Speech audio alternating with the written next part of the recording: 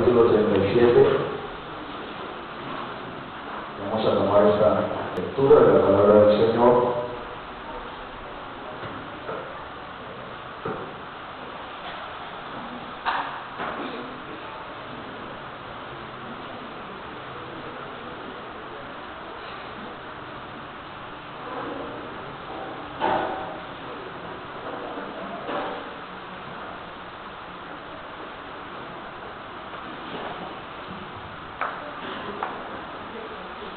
Bueno, estamos congregando a ubicar el lugar para donde realizar los bautismos. Esta semana tendremos noticias con la ayuda del Señor y anhelamos que podamos bautizar a un grupo bien bonito. Yo creo que hay por ahí unos 5 o 6, unos cuantos. Vamos a pedirle al Señor y hay otro por allí en espera. Aleluya al Señor. Bien, mis hermanos, vamos a tomar la porción de la palabra del Señor. Estamos saludando a todos los hermanos en el nombre del Señor, los amigos, los niños, todos. Le damos una cordial bienvenida. Los hermanos que nos visitan de otros lugares, gracias a Dios porque estamos aquí. Ustedes han venido también. Y vamos a meditar pues en la palabra. Antes de seguir, quiero entregarles unos saludos que les envió la iglesia en Bogotá, en Boyacá Real. Saludo, ya no se acostumbra mucho, pero sin embargo los pastores ancianos todavía conservan la costumbre. Deben de saludos, les vamos a enviar saludos. Les digo el hermano Gilberto a la iglesia donde el hermano es pastor. Entonces, muchos saludos de parte de la iglesia en Boyacá Real. Vamos pues a meditar en la palabra del Señor. Ezequiel capítulo 37, versículo 1 al 10. Vamos a tomar esta porción de la palabra del Señor. Dice: la mano de Jehová vino sobre mí y me llevó en el espíritu de Jehová y me puso en medio de un valle que estaba lleno de huesos y me hizo pasar cerca de ellos por todo el derredor. Y he aquí que eran muchísimos sobre la faz del campo y por ciertos secos en gran manera. Y me dijo: hijo de hombre, ¿vivirán estos huesos? Y yo le dije: Señor, tú lo sabes. Me dijo entonces: profetiza sobre estos huesos y diles: huesos secos, oíd palabra de Jehová. Así ha dicho Jehová el Señor a estos huesos: he aquí yo hago entrar espíritu en vosotros y viviréis. Y pondré tendones sobre vosotros y haré subir sobre vosotros carne. Y os cubriré de piel y pondré en vosotros espíritu y viviréis. Y sabréis que yo soy Jehová. Profeticé pues como se me fue mandado, y hubo un gran ruido. Mientras yo profetizaba, y aquí un temblor, y los huesos se juntaron cada hueso con su hueso. Y miré, y aquí tendones sobre ellos, y la carne subió, y la piel cubrió por encima de ellos, pero no había en ellos espíritu. Y me dijo: profetiza al espíritu, profetiza, hijo de hombre, y di al espíritu: así ha dicho Jehová el Señor, espíritu entre los 4 vientos, y sopla sobre estos huesos, sobre estos muertos, y vivirán. Y profeticé como se me había mandado, y entonces entró espíritu en ellos, y vivieron, y estuvieron sobre sus pies, y fue un ejército en gran extremo. Aleluya al Señor. Siéntese, hermanos, tenga la amabilidad.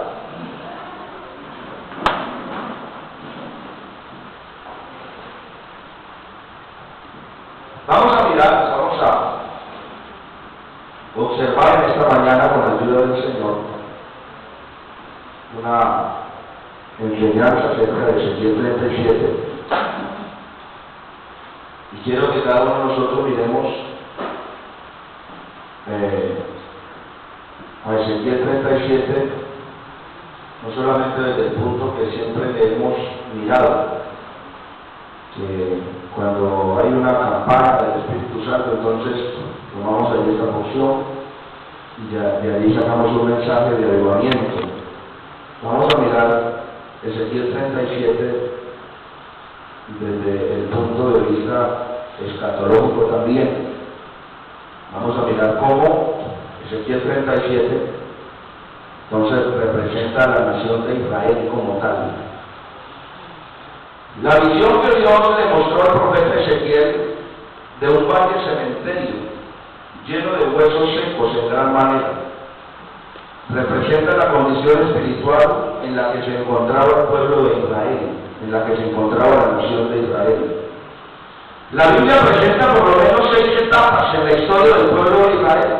Quiero que la miremos, sí, quiero que la observemos en esta hora.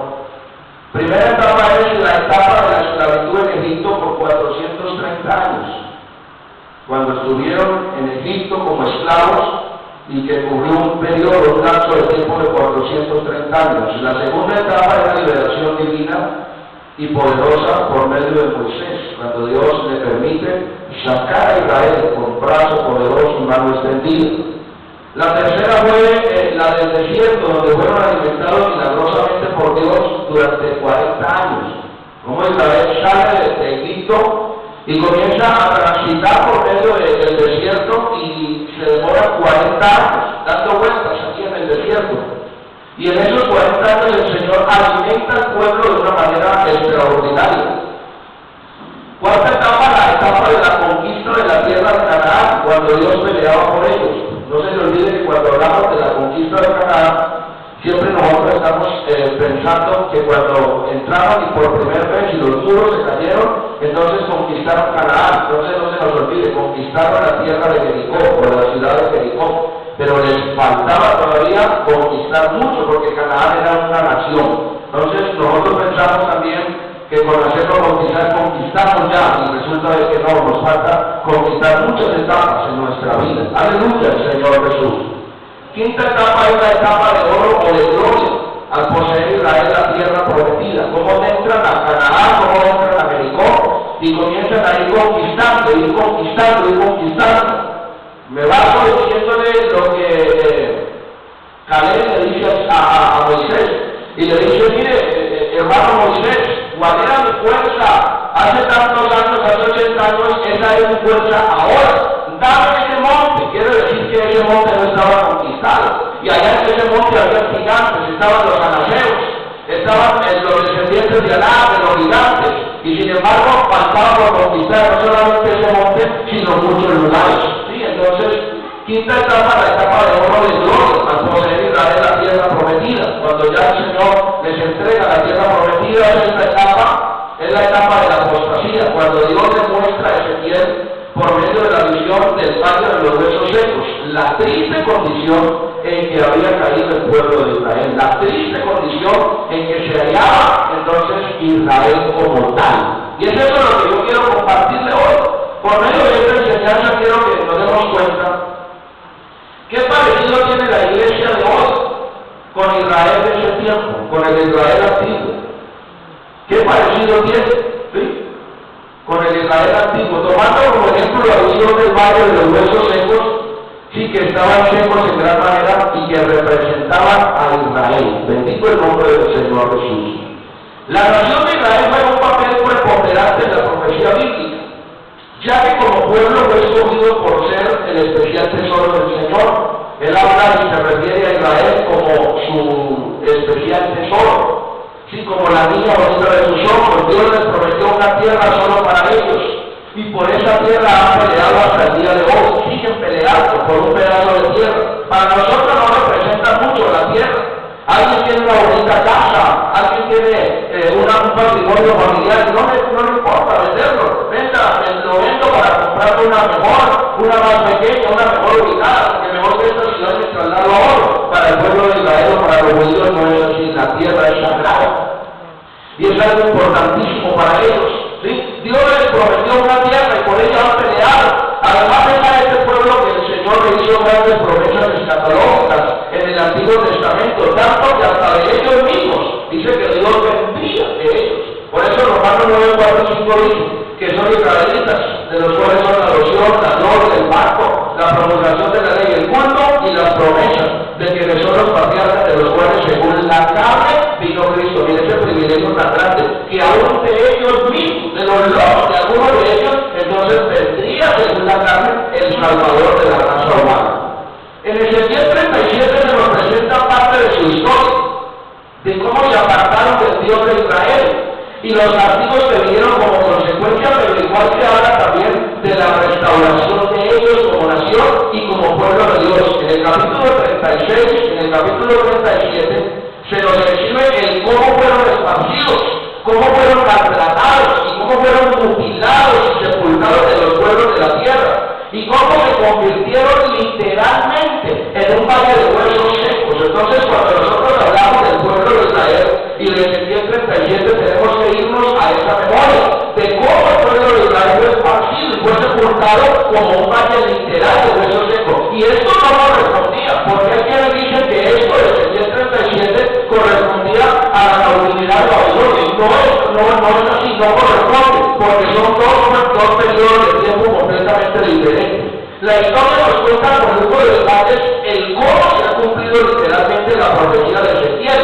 Jesucristo en su gran sermón, que fue el sermón de la montaña, cuando el sermón del monte, Lucas 21, 20 al 24, cuando él estaba hablando acerca de muchas cosas que iban a suceder y que iban a suceder no precisamente para nosotros en este tiempo, sino que iban a suceder para Israel. Aleluya, Señor. Si analizamos el contexto histórico en el que se cumplió esta escritura, nos damos cuenta que a partir del año 70 después de Cristo, ¿sí? Que está concadenado ahí con las semanas 70 de Daniel, ¿sí? Cuando él habla acerca de las semanas, sí, que él profetiza, y los ejércitos romanos, a mando del general Tito Flavio Josefo, en el año 70 después de Cristo, tenga bien sorpresa, dice que rodean la ciudad de Jerusalén, derriban el muro, destruyen el templo para arrancar las piedras preciosas que Salomón y todos los constructores habían incrustado así en las paredes de la construcción, y dice que no permitieron que nadie entrara y nadie saliera. Cuando se agotaron las provisiones, muchos entonces comenzaron a comerse a sus propios hijos. Esto es lo que nos hablaba el Señor en San Mateo capítulo 24, y hablaba acerca de la desolación, es decir, de la abominación desoladora. Los romanos dicen que mataron a miles de judíos, violaron a muchas mujeres, a las que estaban en embarazo les abrían los vientres y les metían gatos vivos, y luego las cocían para que aquel animal entonces la desgarrara internamente y desgarrara todas sus entrañas. Expulsaron por todas partes a miles del pueblo de Israel, y es así cuando Israel comienza a esparcirse y comienza a hacer un valle de huesos secos. Fueron días de retribución para Israel. La parábola de la higuera tenía parte en cumplimiento. Había sucedido, sí, que dice que sacudió sus hijos, había quedado pelada, sin hojas, sin fruto, porque Jesús vino a buscar fruto en ella y no la halló. Fue también lo dedicado que es, hermano. El Señor anteriormente había venido a buscar fruto y fueron de allá. Desde entonces anduvieron errantes de un lado al otro, angustiados, enfermos y sin esperanza, y se convirtieron literalmente en un valle de huesos secos, lo que dice Ezequiel 37, sepultados entre las naciones, donde quiera que iban, había una sola pequeña esperanza, y esa esperanza estaba cifrada en la promesa de la restauración que los llevaría nuevamente a su tierra. Aleluya, Señor. De todas estas promesas, entonces podemos entresacar algunas escatológicas. La nación de Israel sería traída a su tierra nuevamente. Los judíos recuperarían la vieja ciudad de Jerusalén y podrían reconstruir entonces su templo. Desde entonces, escúchenme bien, los israelitas han pasado por las más terribles situaciones, persecuciones musulmanas, la espada de la Santa Inquisición de la Iglesia Católica Romana. Usted lo ha escuchado, mi hermano, cómo entonces los católicos se les llena la boca diciendo que Hitler mató a 6 millones de judíos en el llamado holocausto nazi, pero no cuentan la cantidad, como superan las cifras de Hitler ellos cuando en la Santa Inquisición mataron a tantos cristianos, a tantos judíos, sin la espada de la Santa Inquisición. También hablamos de cómo el pueblo de Israel sufrió las cámaras de gas de Alemania nazi, los campos de concentración de Adolfo Hitler, donde 6 millones de judíos murieron martirizados y llevaron la estigma por todas partes por solo el hecho de ser judíos, de ser israelitas, de ser judíos. Entonces, allí es donde nosotros miramos, mis hermanos, cómo el pueblo de Israel entonces entra a ser parte de esta nación y cómo entra a aplicarse lo que Ezequiel 37 dice acerca del valle de los huesos secos. Aleluya. En esta condición desastrosa y vil empieza a cumplir la palabra profética. Sí, muchos mutilados por la Segunda Guerra Mundial, los soldados de Hitler, ciegos y cojos empezaron a poblar los desiertos de Palestina, y como Dios de una manera especial entonces hace que ellos comiencen a vislumbrar la posibilidad de regresar otra vez a su tierra, de regresar otra vez a su parentela, de regresar otra vez donde Dios quería que ellos regresaran. Aleluya, el Señor hay alabanza para el Señor. Israel estaba en un valle. Entonces miremos nosotros cómo es esto, mi hermano. El pueblo de Israel había dejado de escalar la montaña y de percibir la brisa fresca de la presencia de Dios, y estaba viviendo entonces en la llanura, símbolo de la vida fácil. Mire, cuando Ezequiel habla acerca del valle de los huesos secos, quiere decir que ellos murieron en el valle. Ellos no están diciendo Ezequiel que ellos murieron en la montaña y que ellos estaban allá arriba en la montaña. Recordemos nosotros que cuando alguien en la palabra habla acerca del monte, de subir al monte, de subir a la montaña, de hecho muchos profetas invitan al pueblo de Dios a subir al monte, a subir a la montaña, pero cuando hablamos acerca de la llanura, entonces estamos diciendo que el pueblo de Israel había dejado de escalar las montañas y de percibir la brisa fresca de la presencia de Dios. Aquí en el valle no se percibe brisa fresca, no se percibe neblina, no se percibe entonces algo fresco del campo, y estaba viviendo Israel en la llanura, en el valle, que es símbolo de la vida fácil. Cuando caemos de las alturas,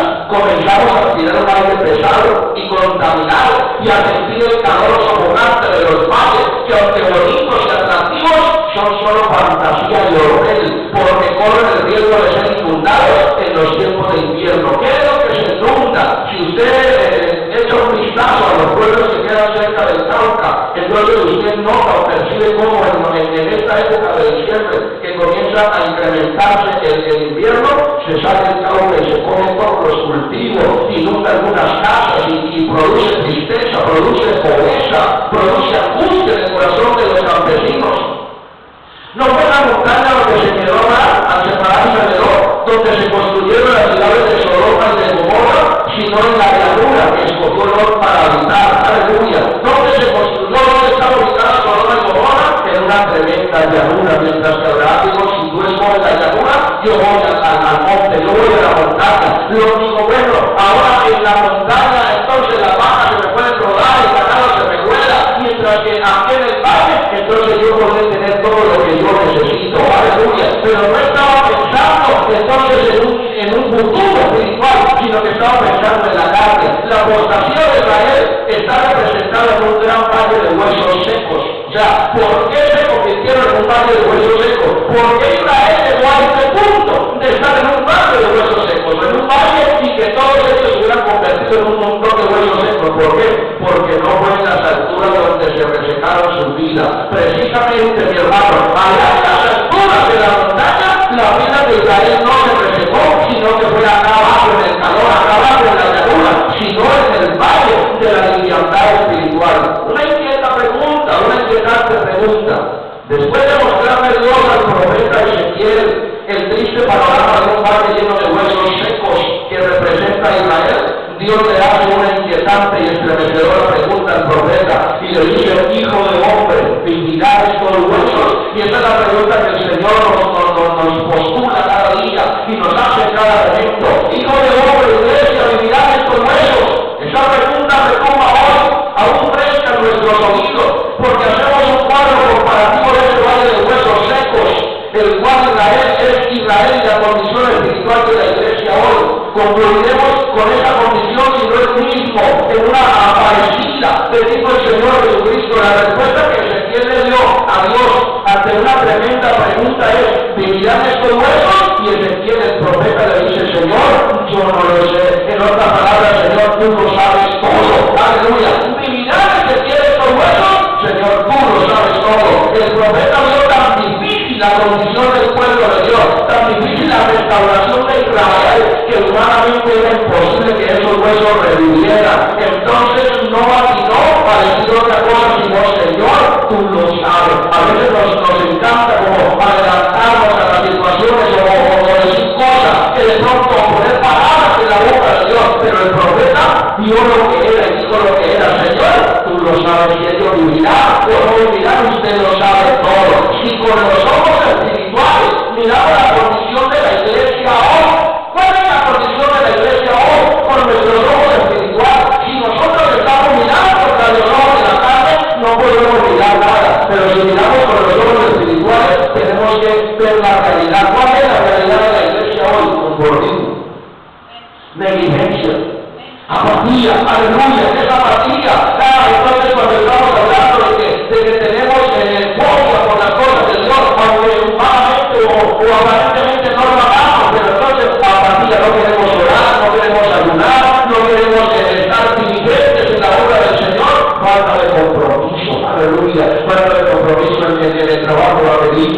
falta de compromiso de parte de los líderes. Vengo al culto porque me corresponde hacer el culto, pero el resto no me aparezco por aquí. Voy porque me toca hacerlo, pero no porque siento ese deseo, siento ese anhelo. No, yo estamos viendo cómo, mi hermano querido, se han cambiado los papeles y se han cambiado las situaciones. Antes, cuando predicábamos un mensaje evangelístico, la gente pasaba adelante y se quedaba bien en el altar llorando, compungido, porque había una convicción de corazón.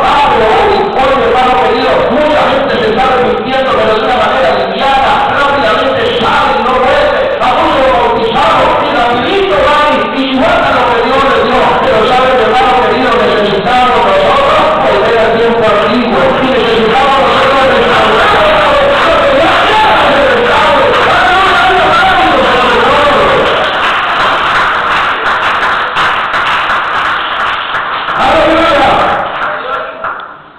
¿Tendremos que dar la misma respuesta que dio el profeta Ezequiel? Si el Señor nos preguntara en esta mañana, o el Espíritu nos preguntara, ¿vivirán estos huesos? Daríamos la misma pregunta, la misma respuesta del profeta. Señor, tú lo sabes. Si ayer para Ezequiel y hoy para nosotros es imposible que revivan esos huesos secos, recordemos que no solo Dios lo sabe, sino que lo puede todo. Aleluya, porque nosotros a veces decimos, Dios, tú lo sabes todo. Amén, Él lo sabe todo, aleluya, pero no solamente lo sabe todo, sino que también lo puede todo. Y aunque estemos muertos y vivos, si tan solo podemos creer a la palabra de Dios. Yo estoy seguro, mi hermano querido, que de un guerrero Dios puede levantar armas y Dios puede obrar de una manera poderosa. ¿Por qué? Porque para Dios no hay nada imposible. Y Dios no deja de romper todo esto. ¡Aleluya, Señor Jesucristo! ¡Cada nada nos puede levantar algo! ¡Aleluya! Cada que me acuerdo de este pasaje de Ezequiel 37, me remonto cuando me enviaron al primer lugar, hace 15 años, para que me llevaron a un lugar con mi esposa. Y la iglesia quedaba como a una puerta del cementerio. Y el pueblo quedaba lejos. Y pues no se veía nada. Se veía un campo, un salmón y las tumbas. Y yo veía ese lugar con un tierrero, y ahí afuera de la iglesia un tierrero impresionante. Y entre mí yo dije, aquí fue donde el Señor me trajo. ¿Qué fruto podrá salir de acá? No hay ni siquiera alma para yo predicarlo. Y oí una voz que me dijo, aún de este tierrero, yo puedo levantar almas para mi honra y para mi gloria. Y no pasó 8 meses, mis hermanos queridos, y en ese tierrero estábamos bautizando como 20 y pico. Aleluya, el Señor. Estábamos bautizando un poco de gente y el Espíritu Santo se estaba moviendo. Y aún en ese tierrero, la gloria de Dios se movía, las almas se arrepentían y el Espíritu Santo se movía de una manera especial. Porque el Señor no solo lo sabe todo, sino que lo puede todo. ¡Aleluya! ¡Aleluya! Para Ezequiel, para nosotros hoy era imposible que revivieran estos huesos secos. Para muchos hermanos es tan imposible que su hija, que su hijo vuelva a los pies de Cristo, o se convierta en su esposo de que anda, que las casas de alta, que el vecino, que la persona que le hemos hablado, llegue a los pies de Cristo, parece como imposible. Pero recordemos que no solamente Dios lo sabe todo, sino que lo puede todo. Y que aunque estemos muertos, aunque estén muertos, vivirán. Aleluya, si tan solo podemos creer a la palabra del Señor. Eso es lo que Él necesita, que nosotros podamos creer a la palabra. La vida de esos huesos estaba en la palabra de Dios, mi hermano. Y es eso lo que nosotros tenemos que saber, que la vida del pueblo de Dios, que la vida de las almas, no está en ninguna otra cosa, sino que en la palabra de Dios. Aleluya. Porque Ezequiel como tal era un tremendo predicador, Ezequiel como tal era un tremendo expositor de la palabra. Pero ¿sabes? No era la palabra que Ezequiel quemaba, ni en lo que él podía hacer, sino en la palabra de Dios que le había sido impuesta en su boca.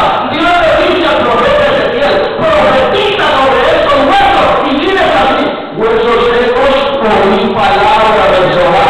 Aleluya, el Señor. Huesos secos, oí palabra de Jehová. Los huesos secos de la casa de Israel dependían en ese momento solo de la palabra de Dios.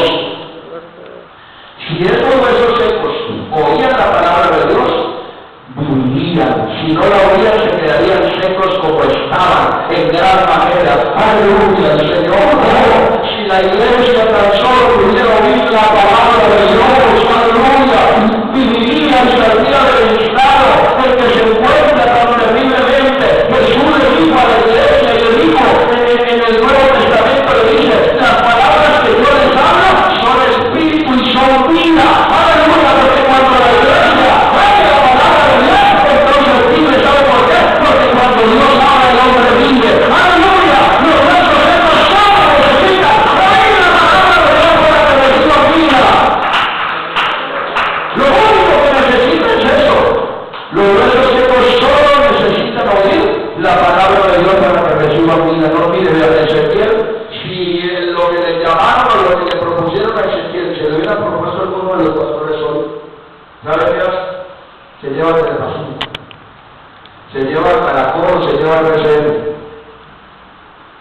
y le dice, caminen que ustedes van a ser testigos del despertamiento de un cementerio, la cosa más impresionante. Y ahí se lleva a los periodistas y se lleva una cantidad de iglesias y de buses. Aleluya. Ezequiel no nombró un comité de publicidad ni de audiovisuales, ni hizo absolutamente nada. Ezequiel se fue con la palabra de la vida. Creador del Señor, aleluya. Creador del Señor, solamente Él y el Señor. Aleluya. Nosotros los predicadores nos encanta, así como les encanta a las mujeres en la casa, cuando hacen la comida, que el comedor esté lleno y que toda su familia se siente a la mesa y deguste un plato exquisito que ella hizo. Así también a nosotros los predicadores, los pastores, nos encanta que aunque quizás estuvimos hasta la madrugada orando y pidiendo un mensaje al Señor para compartirlo a la iglesia, nos encanta que la iglesia venga y se siente a la mesa a escuchar palabra de Dios y se la deguste. Pero ¿sabe qué, hermano? Ezequiel no tuvo ese privilegio. Ezequiel no tuvo a qué ir a predicarle, porque el auditorio que tenía Ezequiel era un valle de huesos secos en gran manera. Pero cuando el Señor le dijo, vaya a ese valle de huesos secos y para irte la palabra, él se fue a predicar la palabra. Y no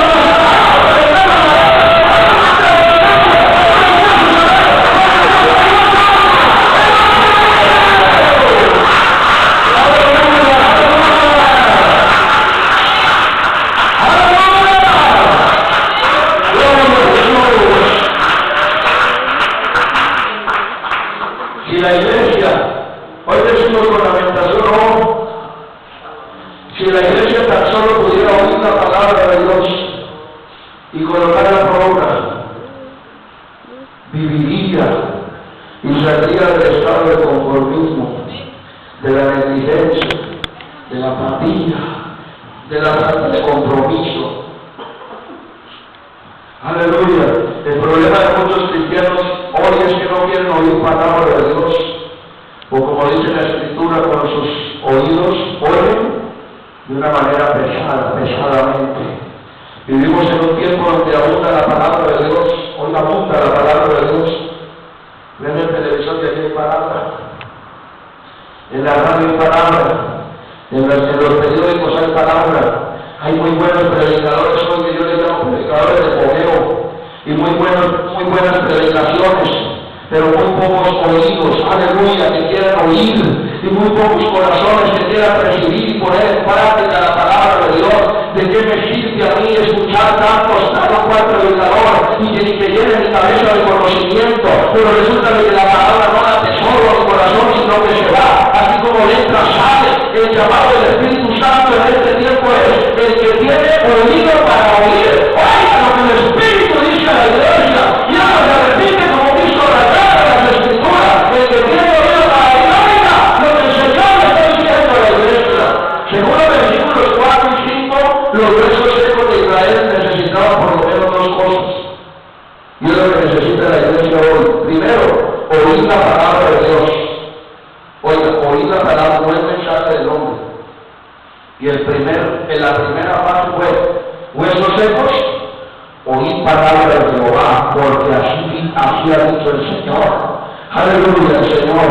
Todos necesitaban oír un mensaje de fortaleza, un mensaje de consuelo, un mensaje de esperanza y lleno de fe en las promesas de Dios, no un mensaje negativo, ni un mensaje con sabor a regaño. No, mi hermano, ni un mensaje de El Señor, así como hace la llaga, es también la cura, un mensaje de esperanza, de fortaleza, lleno de fe, las promesas de Dios. Aleluya. El espíritu profético de hoy debe dar mensajes de esperanza, que muestren la triste realidad presente, pero que ofrezcan también una alternativa. Yo le tengo que decir al pecador que está pecando y que está ofendiendo a Dios, y que si sigue así se va a condenar, pero también le tengo que decir, y le tengo que mostrar, pues ya no hay un Dios para poder. Aleluya.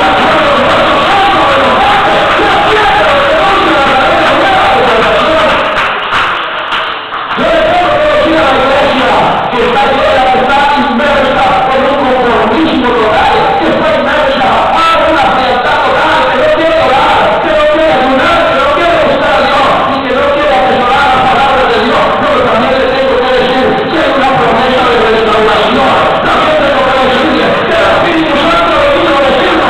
Iglesia, levántate, y restaurate, porque ha venido tu luz y la gloria de Jehová es la vida de ti. ¡Aleluya! ¡A proclamar el profeta de Dios! ¡Vuestros hermanos! Les estaba mostrando su triste condición espiritual al decirles oír palabras de Jehová. Les estaba mostrando una salida de esa condición donde se encontraban al declarar las grandes promesas de Dios que encontramos. Les estaba dando el mensaje de esperanza que ellos necesitaban. Una iglesia decadente como la de este tiempo necesita un espíritu como el espíritu del profeta Ezequiel. Aleluya, el Señor no le dio temor, no le dio temor, no le dio temor.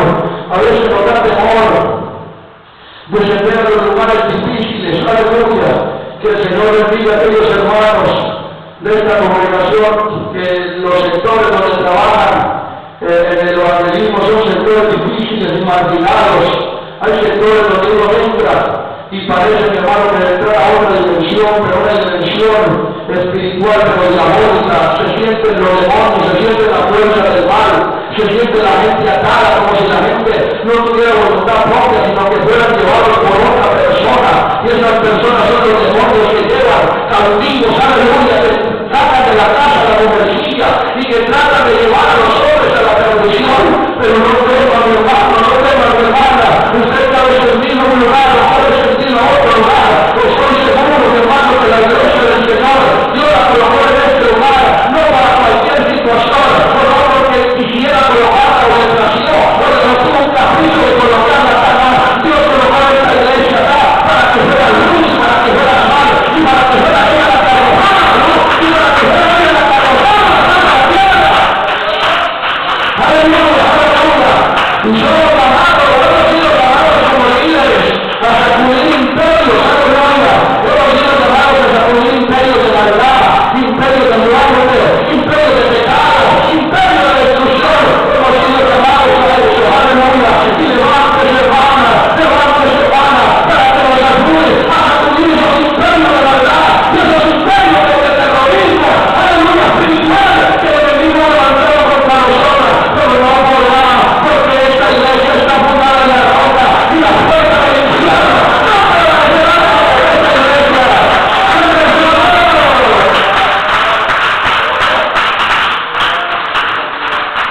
Hermano, me acompaña, ¿cómo voy a llegar?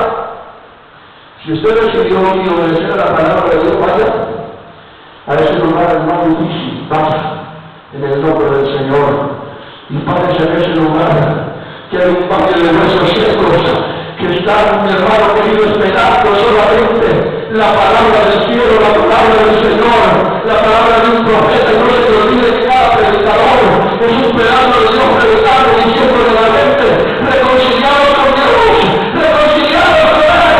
Párese en ese lugar donde Dios le ha levantado y comienza a predicar y dígale a ese pueblo de los drogadictos, a ese pueblo de los borrachos, a ese pueblo de los adultos, de los propietarios, dígale,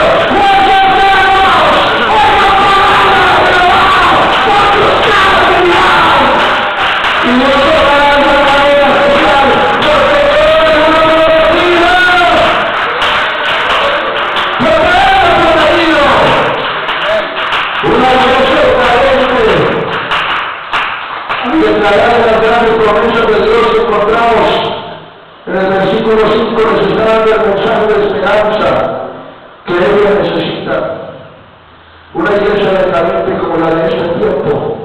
Necesita un espíritu profético como el de Ezequiel. No hay que conformar la iglesia ni engañar a nadie, diciéndole que así como está, se encuentra bien. No está bien. Usted no está bien. No le diga a las almas que están bien así como están. Alguien les tiene que decir la verdad. Y si se enojan, que se enojen. Estos días me dijo, hermano, le dije la verdad a un alma del estado de ella y se me enojó y casi me pega. ¿Qué hago? Y le digo, déjela tranquila. Alguien tenía que decirle la verdad. Vamos a orar. ¿Cómo se llama? Se llama Milana. Vamos a ponernos a orar para que el Espíritu del Señor la restaure y haga caer en cuenta. Y a los 8 días mismo acá y pasó arrepentimiento, porque se sintió con vista. Aleluya, el Señor. No hay que conformar a la gente diciendo que como está bien. Hay que llamar las cosas por su nombre. Aleluya. Hay que llamar las cosas por su nombre. Y si nos toca llamar a la iglesia en esta mañana, nuestros secos, pero vamos a llamar con amor. Y si nos toca ir a decirle al mundo lo que tengamos que decirle, pues se lo vamos a decir. No hay que predicarle solo oratoria bonita, hermenéutica, no didáctica, sino que el mensaje de Dios tiene que ser tal cual Él lo manda. Oír palabra de Jehová, porque así dice el Señor. Vuestros santos, oír palabra de Jehová y vivirá. Aleluya, aleluya, aleluya. Cuando Ezequiel profetizó como Dios le mandó, su profecía produjo por lo menos 6 efectos.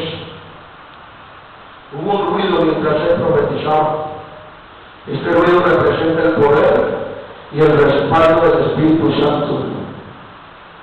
Cuando se predicaba la palabra de Dios en el aposento alto, cuando el Espíritu Santo cayó, hubo un estruendo. Dice la Biblia que un estruendo como un viento arrecio que soplaba y que eso se oía algo extraordinario. Ese mismo estruendo que se escuchó en el aposento alto, lo escuchó Ezequiel allá mientras él profetizaba. En otras palabras, mi hermano, cuando Ezequiel se paró a predicar en un valle de huesos secos, en un valle de un cementerio, aleluya, yo creo que sentía un poco de terror, sentía un poco de estupor, pero ¿sabe? Cuando comenzó a predicar y comenzó mi sonido, entonces ese sonido fue el sonido del Espíritu Santo, y ese sonido trajo vida, y todo el sonido del Espíritu Santo. Aleluya, escúchame. Luego un temblor. La verdadera predicación produce temor en el corazón de los hombres. Las palabras de los sabios son como aguijones incrustados en el corazón de los necios. La palabra de Dios, la verdadera predicación, produce terror en el corazón de los hombres.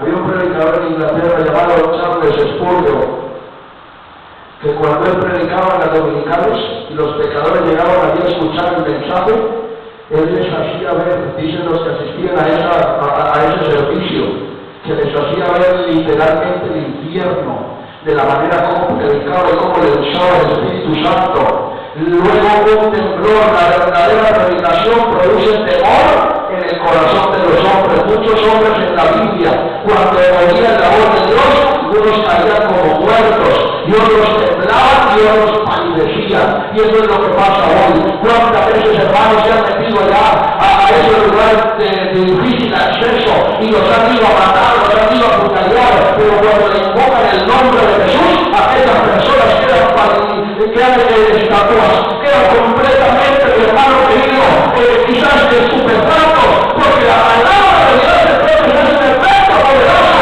y su rostro tiene que palidecer de una manera instantánea. Los huesos se juntaron uno con otro. Eso nos muestra que hubo una acción. Cada hueso se junta con su hueso. La predicación de la palabra de Dios derriba las barreras, rompe la distancia, unifica a los hombres y atrae a las personas a los pies de Cristo. El libro de los Hechos dice, y el Señor añadía a la iglesia cada día los que habían de ser salvos. Y eso tiene que pasar, y eso está pasando. Han habido algunos cultos acá, donde 40 y donde 50 almas han llegado a los pies de Cristo. Eso quiere decir algo, aleluya, Señor. Que hay un grupo para bautizar, eso quiere decir algo. Hay hermanos que han sido sanados, bendito el nombre del Señor. Eso quiere decir algo. Hay gente de las que hemos bautizado ahora últimamente, que ha estado siendo llena del Espíritu Santo. Eso quiere decir algo, que Dios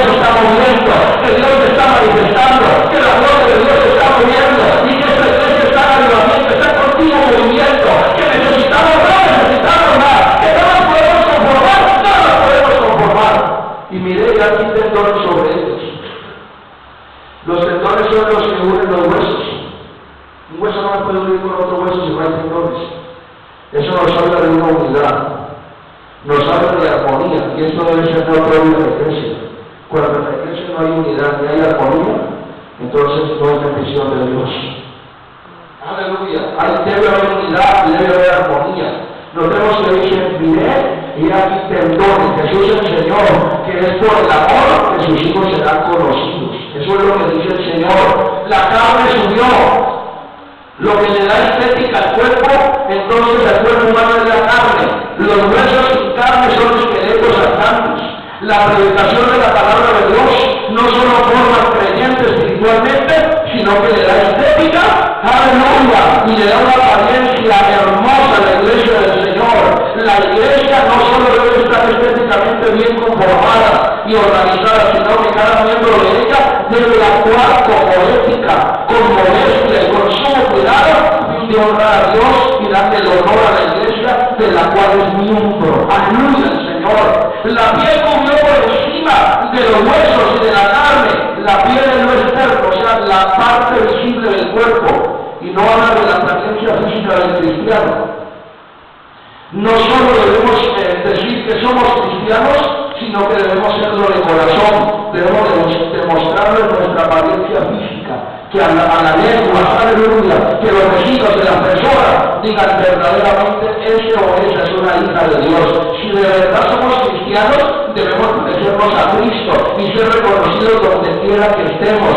Si la predicación de la palabra de Dios no produce esos efectos en nosotros, entonces estamos hablando, estamos jugando a la religión, estamos perdiendo tiempo y haciéndole perder el tiempo a la gente. Todavía no se ha dicho todo lo que debemos decir, ni se ha hecho todo lo que debemos hacer, porque aún, aunque al profetizar Ezequiel se produjeron pocos efectos, todavía los cuerpos seguían sin vida. No crea que usted ha predicado su mejor mensaje, no crea que usted ha dado su mejor abrazo, no crea que usted ha hecho su mejor esfuerzo. Todavía falta mucho por hacer, pero vamos a hacerlo en el nombre de Jesucristo. ¡Aleluya al Señor! ¡Aleluya al Señor!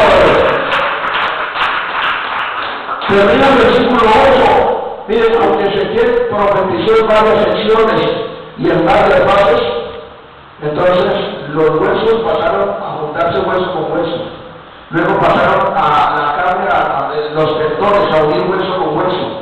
Luego carne subió, luego piel cubrió todo eso. Pero sin embargo seguían, ya no eran huesos ni eran cadáveres, sino que eran una cantidad de cadáveres. Ya no eran esqueletos solamente, o tendones allí, sino que eran cadáveres. Aleluya. O sea que faltaba. Todavía los cuerpos seguían sin vida. Todavía hay gente que sigue sin vida afuera. Todavía hay hermanos que siguen sin vida. Termina el versículo 8 diciendo, pero no había en ellos espíritu. Esos cuerpos podían tener todo lo que humanamente un cuerpo debe tener, pero no había en ellos espíritu. Aleluya. Y el cuerpo sin espíritu está muerto. ¿Qué es lo que dice en el libro de los Salmos? Tienen ojos y no ven, oídos y no oyen. Tienen manos y no palpan, tienen ojos y no ven. Aleluya. Una congregación puede gozar de numerosa membresía, un magnífico edificio, una oratoria refinada y un exquisito, quizás exquisita al intelecto. Puede tener buenas finanzas, pero si el Espíritu Santo no está presente, es una congregación muerta. No pasa nada, absolutamente nada, no pasa nada. Hay reuniones sociales que parecen cultos, hay conglomerados que parecen congregaciones, y hay membresías que conforman denominaciones y parecen iglesia. Hay iglesia, mi hermano querido, aleluya, donde se le da más importancia al trabajo, se le da más importancia a la iglesia del Señor que al Señor de la iglesia. Hay pastores por allí que no les han querido dar licencia porque no han llegado bien un formulario. Hay otros pastores sin licencia, pero también andan por allí muchas licencias sus pastores. Hay buenos predicadores que con sus lindas predicaciones congregan mucha gente en sus auditorios, pero lo triste es que sus predicaciones son una oratoria bonita y sus organizaciones y capillas no son solo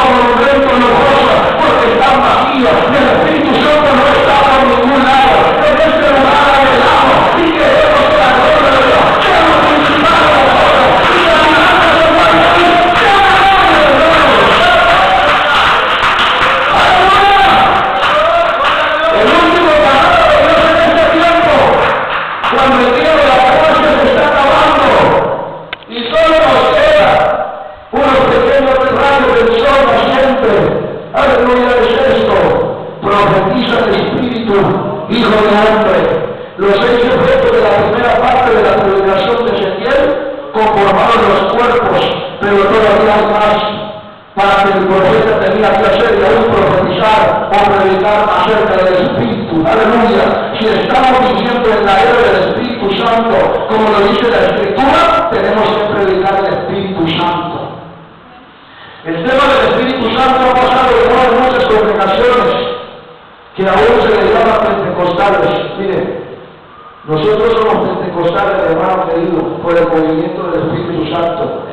Si usted va a remontarse a la historia, entonces tenemos que comenzar diciendo cómo se llamaba la iglesia antes de. Cuando nos enseñan a los muchachos del Instituto Único lo que es Eclesiología, entonces les enseña la historia del cristianismo y la historia también del pentecostalismo. Hubo un hombre negro llamado William Seymour, le llamaban el profeta pentecostés.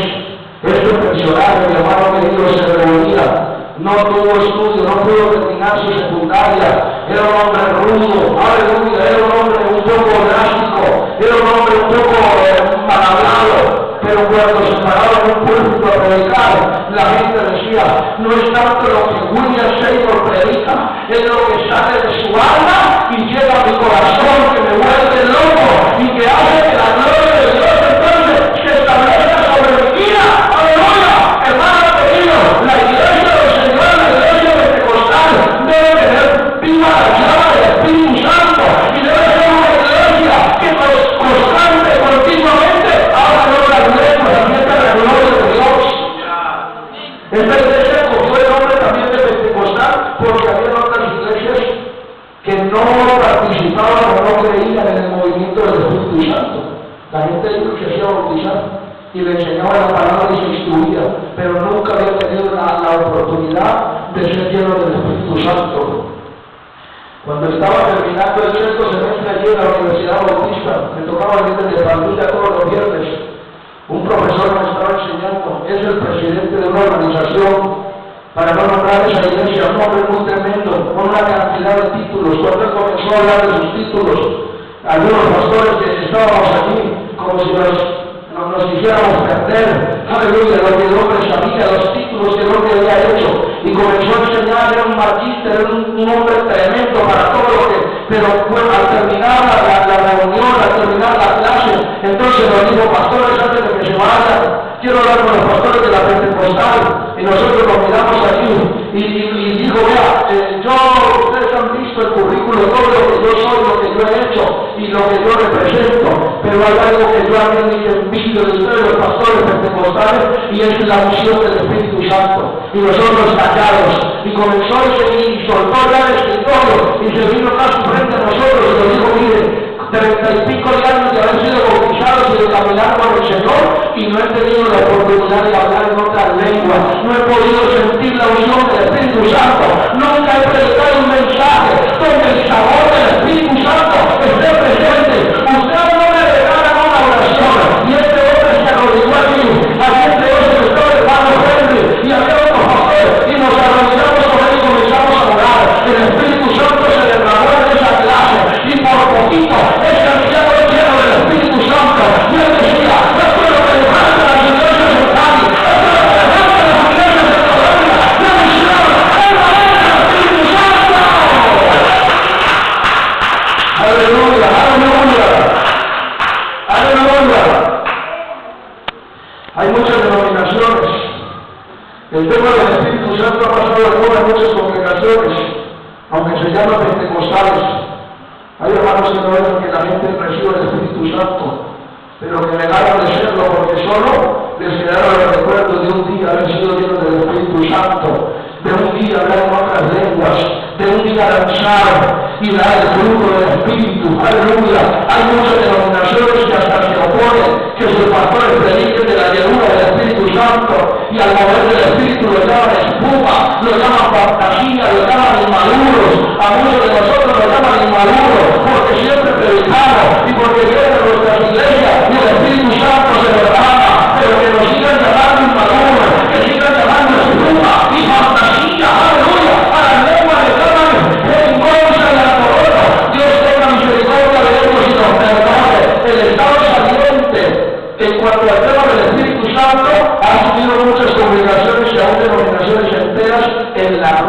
aleluya, en la ruina, porque si esta iglesia se mueve y tiene vida, es por el Espíritu Santo, no por nada más, aleluya.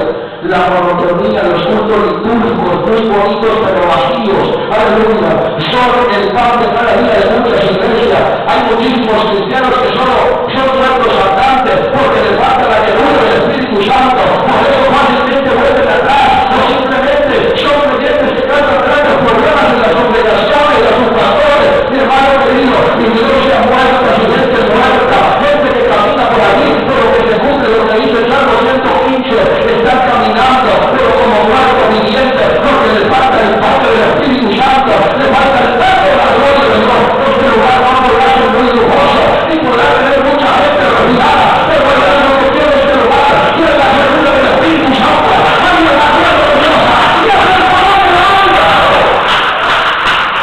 ¡Aleluya!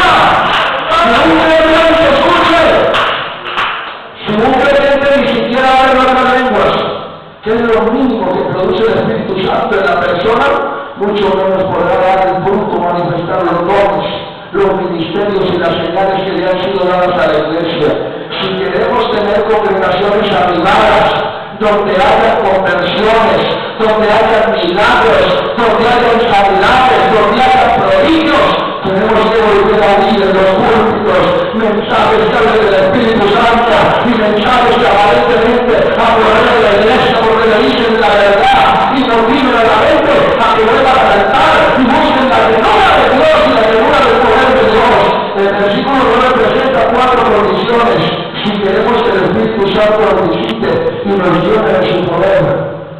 Hay que predicar del Espíritu Santo. Hay que ver si profetiza, al Espíritu profetiza al hijo de hombre. Debemos anhelar la llenura del Espíritu Santo.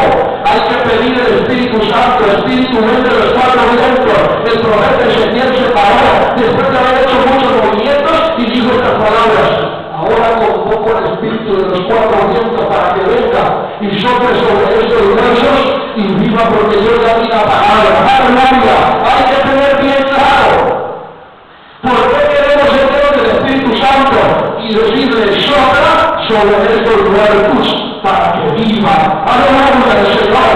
Si la iglesia cumple con estas condiciones, predica, anhela, vive y tiene claro para qué es la llenura, Dios nos visitará con poder celestial y se cumplirá en la iglesia lo que Dios se quiere del versículo 10, el cual es la conclusión de este estudio.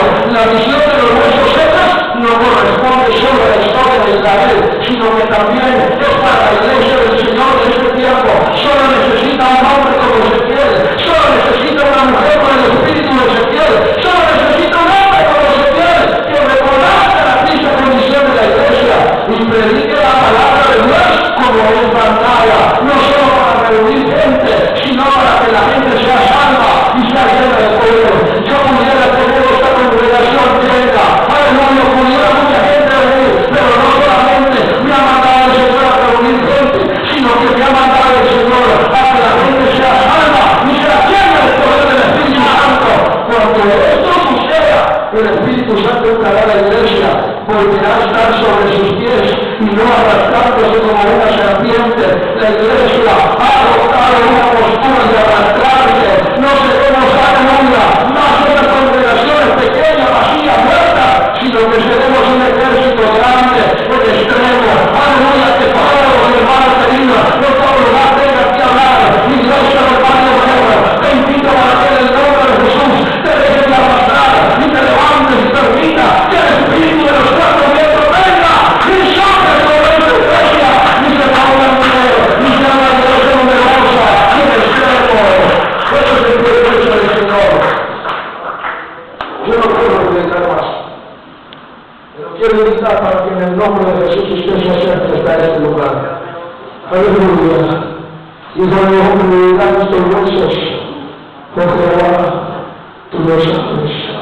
Yo no sé, aquí hay alguien que quiera llegar hasta este lugar. Yo no sé si hay alguien que quiera recibir el Espíritu Santo. Yo no sé si hay alguien que quiera recibir confirmación. Yo no sé si hay alguien que quiera acercarse hasta este lugar y me quiera decir: Señor, necesito Espíritu. Necesito llenura. Necesito poder. Siento todo lo que tienes para mí, Señor, es demasiado grande, de la fuga de Jesús. Siempre lo que lo diga. Yo estoy seguro, Señor. Te pido en esta mañana, Espíritu de los cuatro vientos, ven y sopla.